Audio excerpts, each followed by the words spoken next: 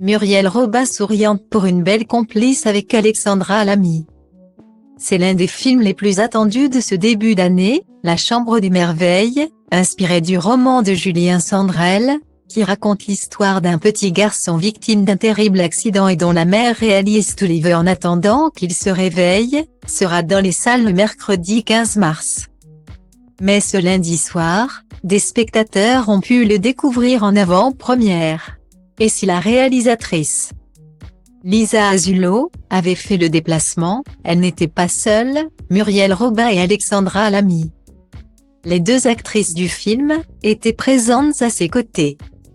Le trio, souriant, a posé ensemble devant les photographes et semblait ravi de se retrouver. Alexandra Lamy notamment, qui interprète la maman, était radieuse avec sa veste blanche et son gant. Une tenue qui tranchait avec celle des deux autres invitées, toutes les deux vêtues de noir. Muriel Robin, qui effectuait sa première sortie publique depuis la difficile affaire dans laquelle est impliqué son ancien complice Pierre Palmade, était d'ailleurs très chic, avec sa chemise de satin et paraissait ravie de poser aux côtés de sa partenaire. Son épouse Anne Lenant était bien présente mais n'a pas posé au photocal, laissant la place aux actrices et acteurs du film.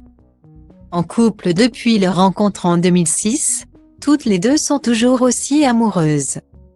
Elle qui avait avoué avoir eu un véritable coup de foudre l'une pour l'autre dans l'émission Vivement Dimanche, j'ai tout de suite ressenti Muriel comme un membre de la famille. Quelque chose de fort nous a liés instantanément, avait expliqué Anne Lenant, qui fait bien partie de la famille de Muriel Robin désormais, personnellement comme professionnellement puisqu'elle a notamment participé à son projet Love You Coiffure. En 2020 elle lui avait donné la réplique plusieurs fois dans différents téléfilms.